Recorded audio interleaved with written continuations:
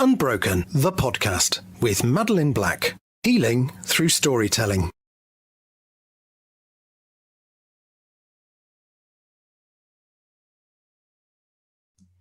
Hello and welcome to Unbroken, the podcast with me, Madeline Black, speaking to incredible people that I've met along my journey that have been through some challenging times and have bounced forward in life, not just back. And now they are all making a difference for other people.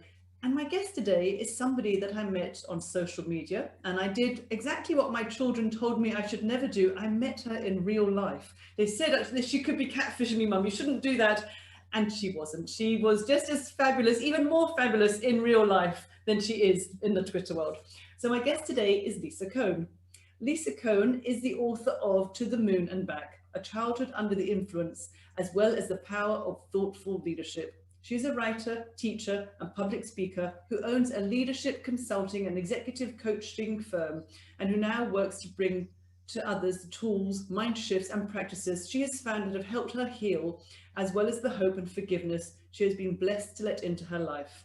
She will always tell you that she is a native New Yorker, but she currently lives in Pennsylvania. I will say good afternoon, but good morning to you, Lisa Kohn, because it's morning where you are in Pennsylvania. Good afternoon, good morning, both. Absolutely. How are you doing? I'm doing wonderful. I have to tell you that I laughed when you said that about Twitter, because not only did I see you that day, and I was told never to do that, I stayed with somebody whom I also met on Twitter, and everyone was like, oh my God, you need a hotel. I said, I don't even know what town they're in, so I can't get a hotel just in case. Well, I think sometimes it's okay to trust their instincts. Sometimes it's okay to trust the people. I remember when they told me you'll make friends on Twitter, and I thought never, and then I found you. Yes. So the very first question I ask everyone who comes onto the show is, what does that word unbroken mean to you? Wow. I had never thought about that. Mm-hmm. And I've seen your book since before it was a book, right? Wow, it's a beautiful word. So what I will tell you is that my book was published in 2018, a little after yours. Mm-hmm. And I realized when it came out that I still thought I was damaged, that I was broken, mm-hmm. right? That I was, cracked, irretrievably cracked. And I learned that I'm not damaged, I have damage. Yes. I have scars. Yes. Like if you hurt your knee and then it flares up, you feel it aches when it's gonna rain, right? That's all I have. So as you say that, I think that's what it means to me.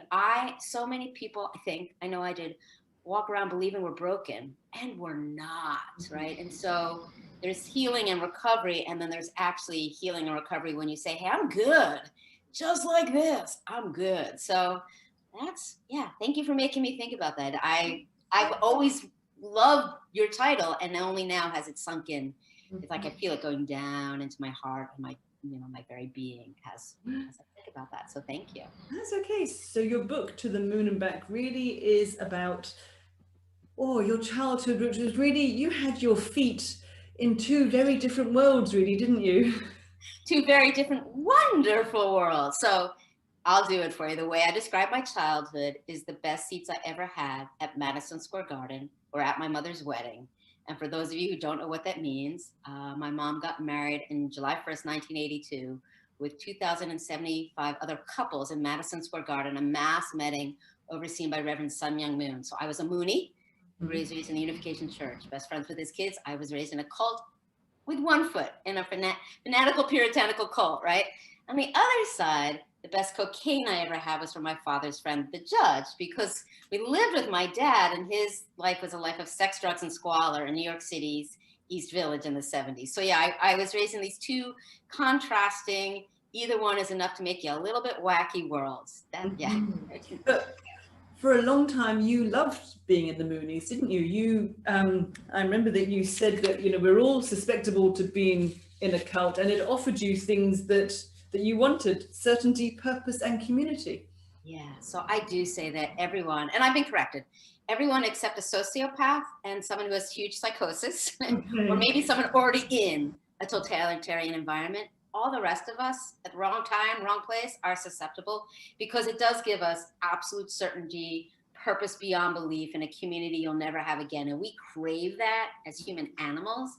But for me, especially myself and my brother, I was 10 when my mom joined, and our life was chaotic beforehand, right? It was still, my parents were hippies and there were abusive boyfriends and a lot of sex and a lot of nudity and a lot of drugs and a lot of just instability. And I hated that. And so when my mom joined the church, it was like a haven. It was structure, it was rules, it was a lot of people who loved me, supposedly unconditionally. So yeah, I mean, that is the craziness of these two crazy worlds, is each one gave me something and saved me from the other. Yeah, when we joined, and I will tell you, having a Messiah is the most intoxicating drug ever. It's the best feeling ever. Like, trust me. So yeah, trust me, they're bad. Cults are bad, but it felt really good at the time. Someone who's in a cult doesn't think they're in a cult, and they do feel fulfilled by being in that situation.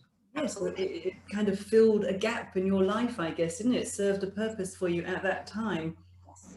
And it was only really when you went away, was it to a music camp, that you met other people and you started to question the Yeah, lifestyle of mom? so the summer between, I'll do it in the American, my junior and senior year, so my 10th and 11th year in How old school. are you? Because that doesn't mean anything to me. So yes, I know, I'm trying to translate. So I was 16, Okay. almost 17. My dad sent me to music camp this summer because every other holiday, summer, weekend, anything, I was always at the church. Literally the year before, I'd been out in Seattle, in Washington State on the West Coast, proselytizing, trying to win in members. So he sends me to music camp to keep me away from the church. And for the first time, I became friends with people who, known to me, are gay or bisexual. And the movie don't approve of people that aren't. Oh, big sin, big, like, right. And I write to my mom and I say, what should I do? And she says, they're sinful, they're evil. You can convert them or stay away from them. And that was the first time it didn't make sense to me. I didn't agree. And you have to understand, when you're in an extreme situation, you are controlled, right? So we were taught that if you ever questioned anything, if you had any doubts, it was Satan worming his way into your brain, trying to pull you away from God. So as soon as I think, I don't know that I agree, I'm like, oh my God, Satan is inside me. Quite a powerful message, really, isn't it? It is a brilliant way to control. As well, Absolutely. really. Absolutely. So I learned never to want, never to think, never to feel, never to need, never to, have a thought for myself. I learned all that. So this was the first time. And that was the first thing that kind of cracked me, because I didn't agree, and that was terrifying. And then to finish the story, I come home from music camp. So I'm not only a Mooney, I'm best friends with his children, the true children, like the children of the Messiah. Mm-hmm. And I'm also best friends with children who are called blessed children. So they have these huge marriages, they're blessings. And the people who are blessed in marriage by moon, their original sin is removed, and their blessed children are born without original sin. So I'm friends with these people who are way more holy and special than I am.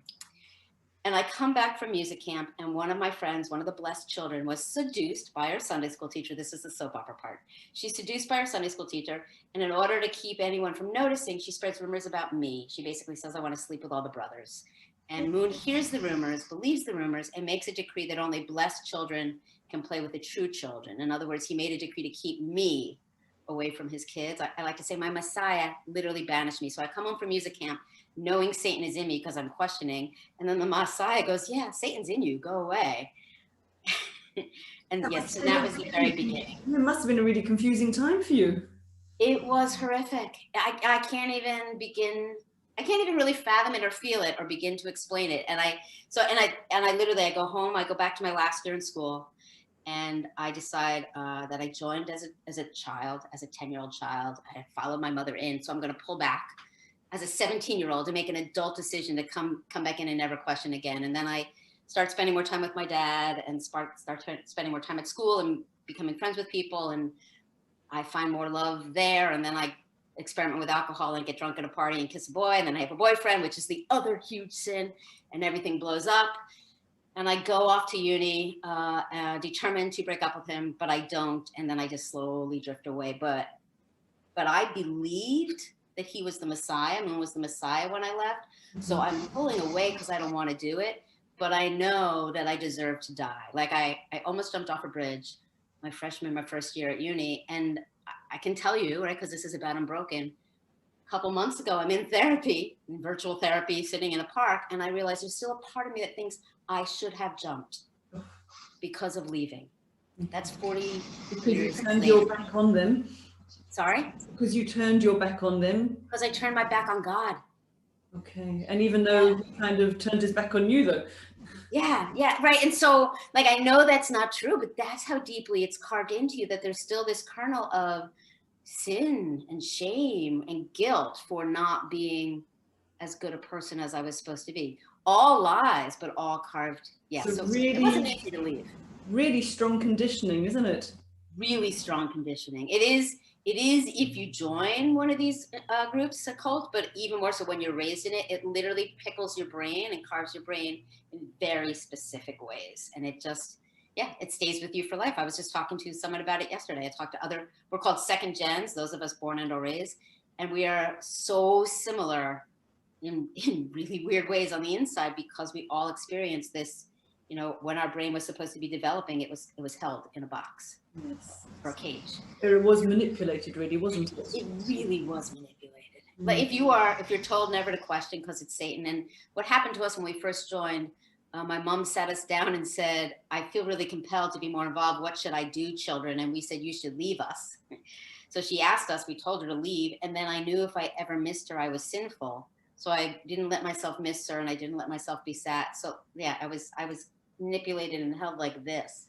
Absolutely. And for me, what was hard in your book is that she left you to go back into it, but to look after other people's children. And she's not looking after her own children. It just didn't make any sense I'm a mother, obviously, from a mother's point of view. How could you do that to your own kids? Yeah, and I will tell you, to this day, I meet other people who are now obviously grown adults who say, oh, your mom took such good care of me. And I'm like, yeah, I know. And for a really long time, my mom would literally call up my brother and I and say, I just talked to so-and-so. They are so traumatized because their mother left them. And we'd be like, yeah, they are. And even now, such conditioning, this is how I see it. She still can't see that it was incredibly wrong to do what she did.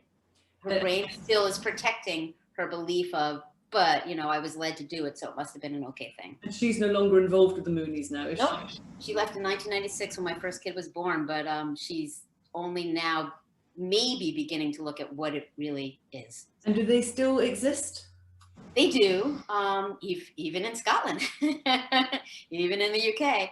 I used to say they've really just assimilated, which is true. They now live next door to you and you don't notice as much. But here in the States, they're a little bit more noticeable. So Moon died in about 8 years ago, and they've broken into 3 factions.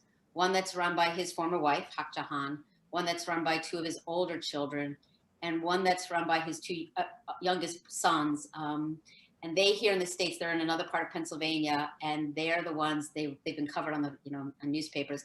They had a wedding ceremony to which they brought AR-15s, automatic rifles, because Sean Moon preaches that the rod of iron in the Bible is a gun. And I like to point out to people, okay, here are people who believe extremely fanatically that Sean Moon, if he's not the Messiah, at least is the son of the King of Kings, who has armed them and taught them to fight. In my country that is split. It's a little bit quite dangerous, terrifying. Isn't it? Yeah, but you decided to obviously share your story in your amazing book, To the Moon and Back. What has the reception been, from, I don't know if you hear from people that are still in the Mooney community, or? I don't, when it first came out, I got a couple trolls on Facebook and stuff who just blasted me. And literally one of them, I'm like, made it sound like they knew me. And I reached out to someone because I have connected with just about everyone in the book. And I'm like, do I know this person? They're like, no. The head of the PR at the Unification Church, or whatever they're called now. I was on a Megyn Kelly on national television when the book first came out. That was woohoo, right? And they gave this statement that said, we're so sorry that Lisa was traumatized by her parents' divorce. It's very easy to leave the church.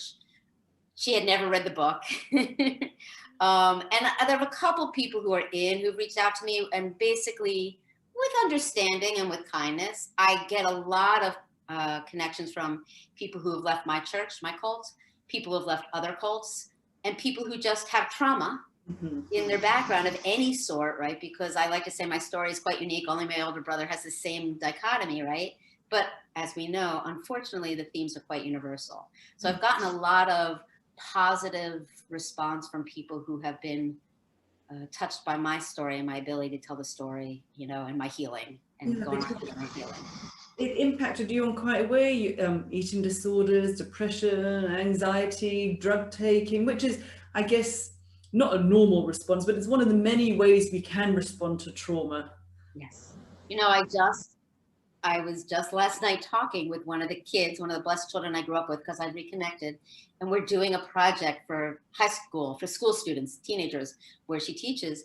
And then she started telling me some of her background, and she started talking about addiction. And I'm like, of course, we are all so scarred, not damaged, right, but have damage from what happened to us. And all I do believe, like, yes, my first year I almost jumped off the bridge. My second year I became incredibly anorexic. My third year I did a hell of a lot of cocaine. And my fourth year I just started being in worse and worse and more abusive relationships. You and your brother All to punish myself, all to punish myself, right? You and your brother really kind of brought yourselves up, didn't you? Yeah. The hardest part of COVID, I say, almost, right, is not seeing my brother, because I've gone through, he is the one constant in my childhood. You know, I wouldn't be here without him. I'm very lucky. Yes. So we literally raised each other and have a connection that is incredibly special indeed.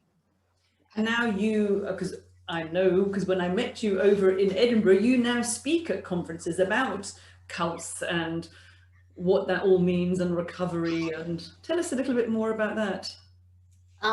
So you've probably heard me say, I have 3 messages. So I wrote the book, you're going to laugh, like not even thinking about what I was doing, just like I did it.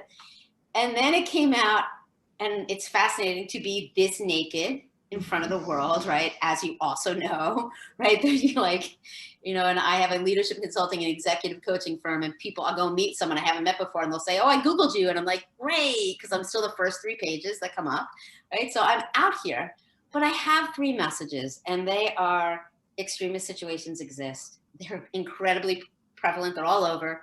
They're unbelievably intoxicating and extremely dangerous, right? And there are ways to stay out and to get out, but they're there, and I want people to know, which is why I do a lot of speaking. The other reason I do a lot of speaking, and this goes for cult survivors and especially second-gen survivors, and then for everyone from trauma, for anyone who feels hopeless or damaged beyond repair, as you know, there is hope, and you're not damaged, and that's huge to me. And then the third is, from my work and my life and everyone I know, as a species, I'm convinced we are, at least almost all of us, way too hard on ourselves. We're so mean, we're critical and lambasting and judging to ourselves. And we need a hand on the heart, huge dose of self-love and self-compassion.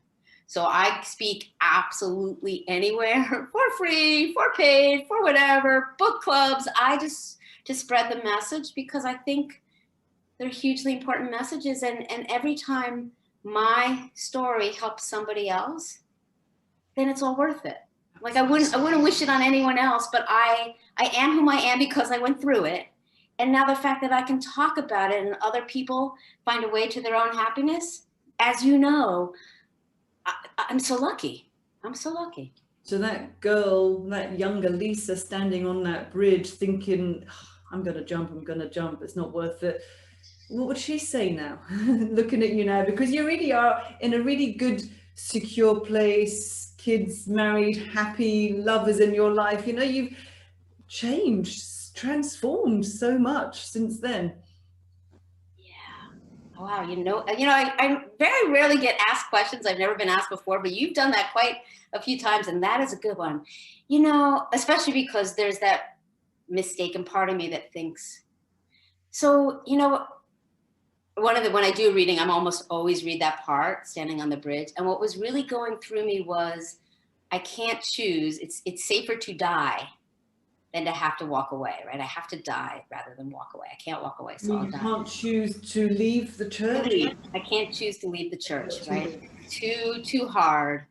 I don't want to go back, but I can't choose to leave, so I'm going to die. I'd rather die a physical death than die a spiritual death. Mm-hmm. Well, wow, I'm seeing her, thank you. She's crying.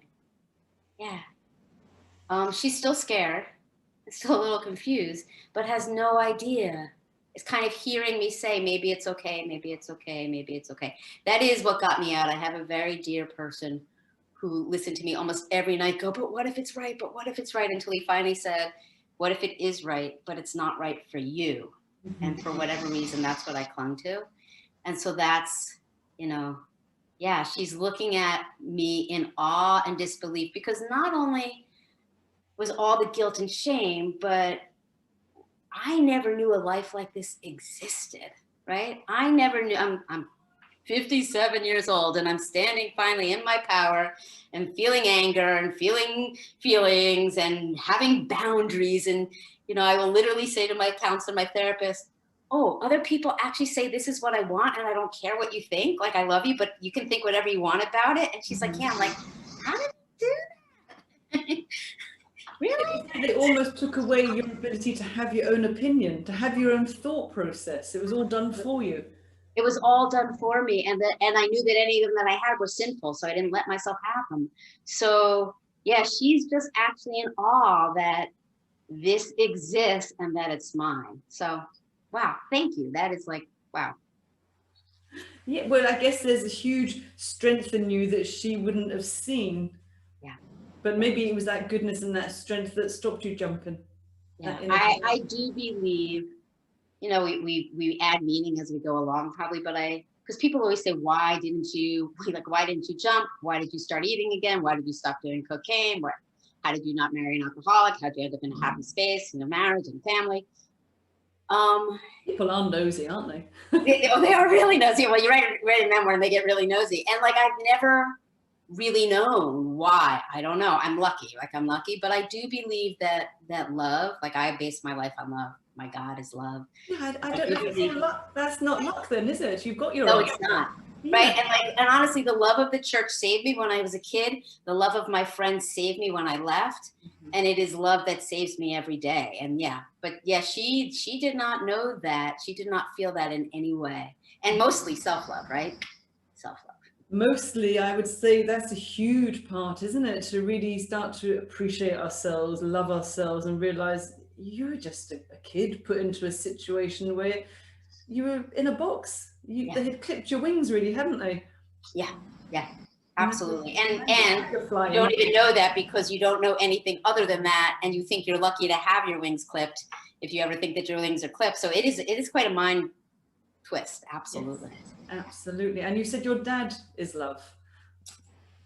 My God is love. Your God is love. I would never say that about either of my parents. I thought you said your dad was love. I missed that. Your God. No, that's okay. My dad had a stroke 13 years ago. He's half paralyzed. He's a very old 77-year-old man in a nursing home. And I am blessed with love and compassion that I'm his primary caregiver and I can do that. But yeah, I would never, he's got a lot. He's mushy on the inside, not on the outside. Not an easy person on the outside, but yeah. But he had years and years and years of chemical abuse, really. Absolutely. Absolutely. When he ended up in the hospital with his stroke, the doctor said, what happened? And my dad said, I partied too much. Okay, there you go. Yeah. He was really responsible, as we read in the book, for introducing you both to drugs, wasn't he? Yes, my brother when he was 10 and me at a later age, yes. But the first time I felt close to my father is when I did cocaine with him, right? Because I know how weird that sounds, but it's true, yes. But and you know, one of the weird dichotomies of my life again is my mom always said, I love you, I love you, I love you, and always left and always put us last and just chose the church and other people over us every single time. And my dad could never express love, but took care of us, took us in. So I guess when you were snorting cocaine together, it's a shared experience, really, wasn't it? Something you could do. Although it's really funny because it was like right after the anorexia. So he would like literally, his friend, the judge, would bring this literally, I was doing a book reading and my high school boyfriend was in the audience and I said something about the cocaine and from the back you hear, that was really good cocaine. like mouths, right? And I would do it with my dad and then we'd go out to dinner and I wouldn't eat and he'd yell at me for not eating. And I'm like, yes. But yes. Yeah. So apart apart from the love, and it's not really luck, how do you think you have recovered? Because it's not just recovery, you are very resilient, really. You are thriving, I would say. So yeah, it's not post-traumatic stress disorder, it's post-traumatic growth, and I'm thriving. A lot of work, a lot of therapy, a lot of trauma therapy. I'll out it here. I have forgotten I put it on a blog post that was quoted on the last place I was interviewed. So I have done EMDR therapy, eye movement desensitization reprocessing therapy. And I literally, there were like 3 weeks in a row where my therapist, my counselor would only let me come at 5 o'clock in the afternoon on a Friday because the building was empty, because she put these buzzers in my hand and I would scream for an hour. So I have thrown up, like my body holds a trauma. So I've done a lot of work on trauma, a lot of self-care, a lot of like everything in front of me. It is love. It is mostly self-love. It is compassion. It is, as you said, realizing it happened to me. It's not my fault. And it's really, and I use this a lot in my coaching work as well, right? So when things happen to us when we're young, we interpret them, we misinterpret them, we make up lies and explanations and beliefs in our head that save us. As you know, right? Those things really literally saved my life, the way I learned to be such a perfectionist and all of those things. And now as an adult, they don't help me anymore, but they still come in and they try, like they think they're saving me, right? They think they're serving. So you really have to do this. I've like worked with all my different parts, right? And be like, thank you, honey. Thank you for being, but I'm okay. It's safe. It's not the same thing. I got it. I'm an adult. I can, yes, I know you're afraid of anger. I can do it. Yeah. But that's only really when you see that, isn't it? When you see these old habits are no longer needed. Because sometimes we don't see it and we still just fall into the same patterns and habits and not healthy behaviors. But I think we always do the best that we do at the time with the tools that we have. And now it's really just what you're saying is you've just expanded more and more. So they're out of date. They need updating. I will tell you, and the special thing about some of my tools, my perfectionism, right, and my drive to do things, they're very slippery to put down, because I literally, the number of times I'll be in a conversation with a friend, and I was like a while ago working out something with my mom, and I was like, well, maybe I should I'm just trying to be evolved and try harder and be more loving and give more. And they'll be like, that's your perfectionism.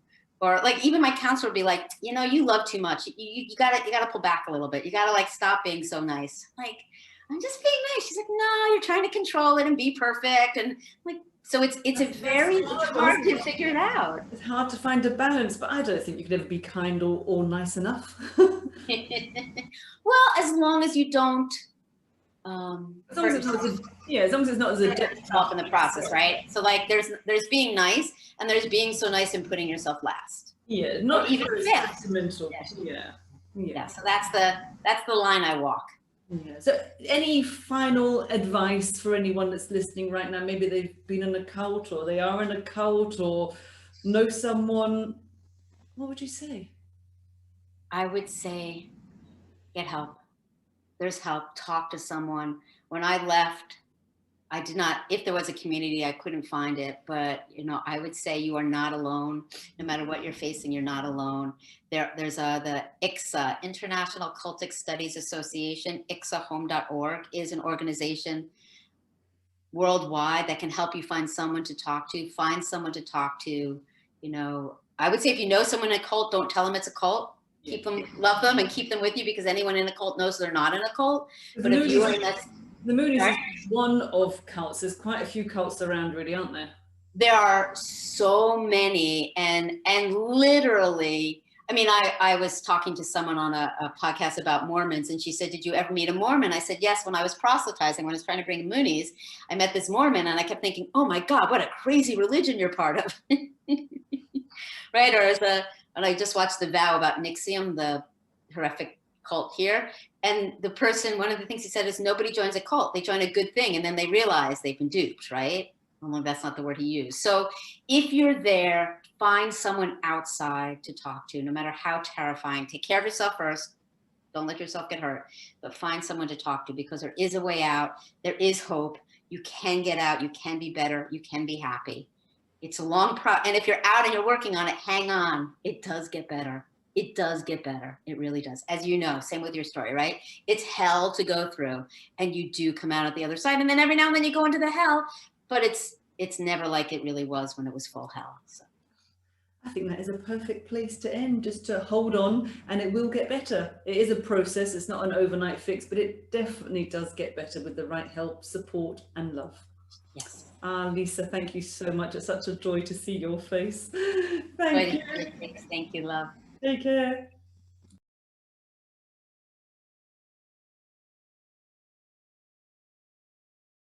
Unbroken, the podcast, with Madeline Black, playing now on all the main platforms, including Apple Podcasts, Spotify, Stitcher for Android, Google Podcasts, Amazon Music, iHeartRadio, and here. Play Unbroken, the podcast, with Madeline Black.